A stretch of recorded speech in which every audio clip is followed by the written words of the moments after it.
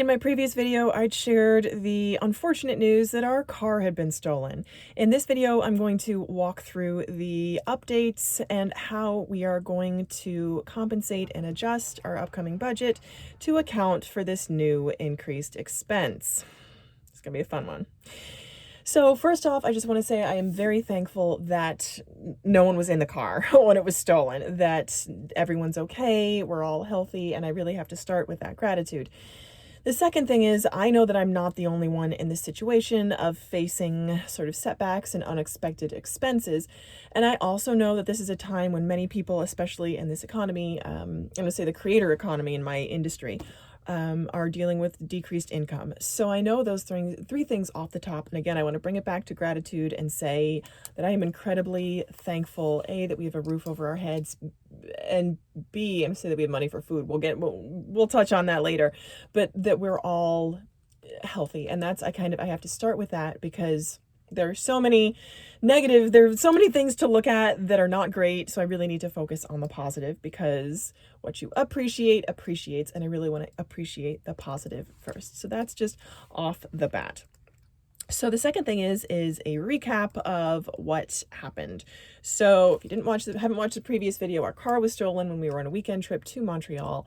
It was parked legally in a metered parking space, and we came back to that space and the car was gone. So yes, we had insurance. Yes, we had full coverage insurance. My husband has a meeting with the insurance adjuster tomorrow. It was a 2022 RAV4 hybrid, and it was a gorgeous car.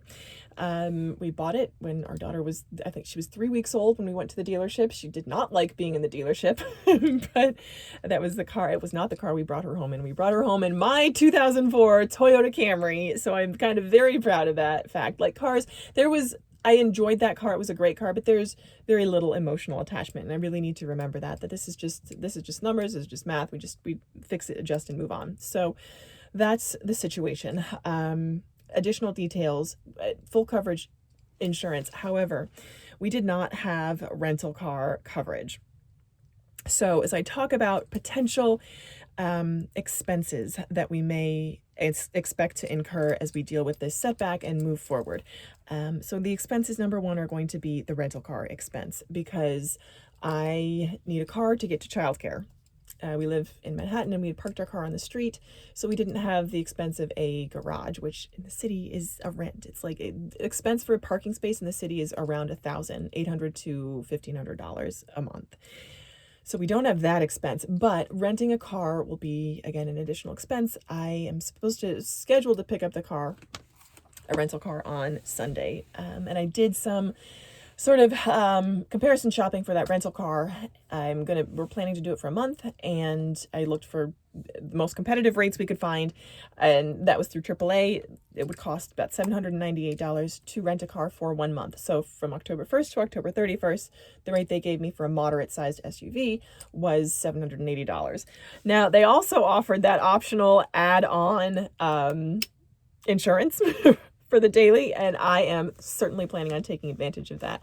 The only thing I haven't looked into is if my insurance, because I carry insurance on my mother's car, and so I'm the primary driver and she's a driver on that, if that primary insurance, if that car insurance offers any type of rental car protection. But barring that, I am planning on getting the insurance that the agency provides. It would be through Hertz, and that would be an additional $300. So off the top, that's about $1,000 expense right there for just the 1 month, because we want to see kind of how things settle out, what insurance would provide us with. And just another note on that rental car insurance, because I told my sister, I was just chatting with her and kind of telling her what was happening, and I said that we didn't have rental car insurance, and her husband was like, oh, you always get the rental car insurance. Let me just say this. I have been driving for close to 20 years. This is and I've been insuring my own cars in that time. This is the first time in 20 years I have had an event that would have been covered by rental car insurance. So if and I think the last time I looked, it was like an additional $50 a month to add on to my premium. So that's $300 a year times 20. That's $6,000. So over the course of time that I've been insured, I have saved more than this one event is going to cost me. So I am perfectly fine with paying for this out of pocket. it's a lot. So I'm not happy about that. But again, it's doable. And I just want to be very intentional as we set out in this process of adjusting to this loss, and where we're going to end up. So the expense of the rental car, and I'll tell you where it's coming from. It's going to come from my dependent care set aside, because I have dependent care deductions for my child. So that is where the additional is going to pay, because I need the car to get to childcare. So that's where that's going to come. That's where a portion of that's going to come from. The other thing is I'm kind of looking. So that's the first expense is the rental car expense. The second expense is naturally going to be, what are we going to do as far as a new car, a different car goes, and that is kind of up in the air again, because this car was brand new and it was financed. There was a portion down, and then we had a monthly payment. And I think for both me and my husband, he's accustomed to buying his cars in cash. I had certainly bought all my cars in cash. So we're both kind of questioning, do we want to go back into a payment again? With the market as it is, it's certainly a better car market than it was a year ago. So we have that going for us. However, it's still not great. The days when you can get a drivable used car for $1,000 are over. I remember in 2008 when I was listening to Dave Ramsey, he was like, you just get you a beater car for $1,000, and then you move up in car, you put that $1,000 with $3,000, and then you save up and pay cash. That's a great idea. Those days are gone. So just looking at, and we used to be able to do that. That's exactly what I used to be able to do 20 years ago. I looked at Craigslist, and sort of the best value that I would consider doing, again, with a child, some reliability, would be, I think $5,000 might get us a decent drivable car, again, with repairs. When I had my 2004 Toyota Camry, I was making a repair roughly every, I want to say 8 to 13 months. I was putting in about $1,500. So the cost to own still came out great, and then you have to adjust for like the schedule for getting your car fixed or whatever you needed, and that was annoying. And especially with working and with a child, I don't know that I would be so quick to sign up for that, but I am real quick to sign up for no car payments. So more to come on how I will adjust for that. But it's things like, so this rental car expense, where is that going to come from? Because I am at the point right now where my fixed expenses are 65% of my take home, which does not leave much for anything else, including groceries. So kind of with a combination of really getting strict and tight on the food budget, as I have been doing. I just feel like it's frustrating to like cut corners or tighten the belt, and then something like this happens where you have to tighten even more just to get back to where you were. That's just how it is. It's frustrating. I'm not alone in this. I know. So that's kind of how it's going to happen with the rental car. So it's going to be a combination of getting really tight on my variable expenses, including groceries and food out.